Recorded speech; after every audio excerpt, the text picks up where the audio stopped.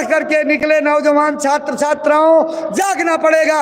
इस देश के हर नागरिक को जागना पड़ेगा, काश्तकार को जागना पड़ेगा, व्यापारी को जागना पड़ेगा, अपने अपने वर्ग को सुधारने के लिए मजदूर को जागना पड़ेगा, श्रमिक वर्ग के अलावा सर्वहारा वर्ग को जागना पड़ेगा। प्रेमियों, सभी जातियों को जागना पड़ेगा, सभी पढ़े लिखे लोगों को जागना पड़ेगा, साधु महात्माओं को जागना पड़ेगा, शंकराचार्य अवघड़ों को जागना पड़ेगा, विभिन्न प्रकार की तपस्या करने वाले लोगों को जागना पड़ेगा, कंदराव गुफाओं में बैठे हुए लोगों को जाग करके इस देश को जगाना पड़ेगा। बाबा जय गुरुदेव जी महाराज के एकमात्र उत्तराधिकारी पूज्य पंकज जी महाराज की प्रार्थना है, अब गुरु महाराज की बातों को याद करने का समय आ गया।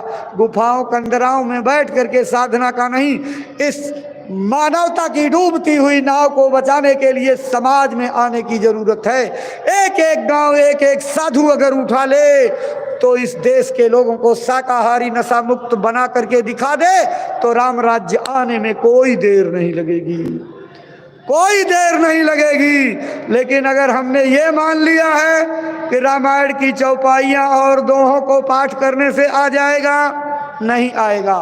भाषण और वक्तव्य से नहीं आएगा, नारा लगाने से नहीं आने वाला है। सरकारें पलट करके कानून बना करके आप रख दीजिए, लेकिन कानून बनाने से भी राम राज्य नहीं आएगा।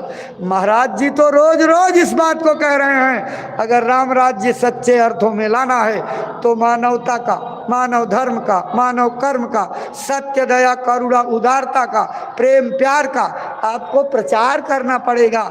इस बिगड़ती हुई संतति को सुधारना पड़ेगा। जिस रफ्तार से नशों की, मांसाहार की प्रवृत्ति बढ़ती जा रही है, इन डूबने को तत्पर लोगों को, इन विनाश के कगार पर खड़े हुए लोगों को वहां से बचा करके कगार से बाहर लाना पड़ेगा। बाहर लाने वालों को बड़ा कष्ट होता है। कैसा होता है जानते हो? गुरु महाराज ने कहा, एक साधु बाबा गंगा में नहा रहे थे, एक बिच्छू बहता हुआ जा रहा था, उसकी जान बचाने की भावना से दयालु ने उसे हाथ पर उठा लिया, किनारे ला करके जमीन पर डालने के लिए 2 कदम चले होंगे, तब तक डंक मार दिया। डंक की पीड़ा से हाथ छूट गया, फिर जो है दोबारा उठाया, फिर चले 4 कदम आए, फिर डंक मार दिया, फिर चले, फिर मार दिया। उनका चेला ये देख रहा था। अब चेला गुरु को सिखाने लगा, गुरु जी आप भी कैसी मूर्खता करते हो, ये दुष्ट आदमी आपको डंक मार रहा है और आप हो कि इसकी भलाई और जान बचाने की मूर्खता कर रहे हो। गुरु जी ने तसल्ली से उस बच्चे को जवाब दिया, बेटा यही तो मुझे प्रेरित कर रहा है, आज ये मेरा गुरु बन गया, ये अपने डंक मार करके मुझे सीख दे रहा है।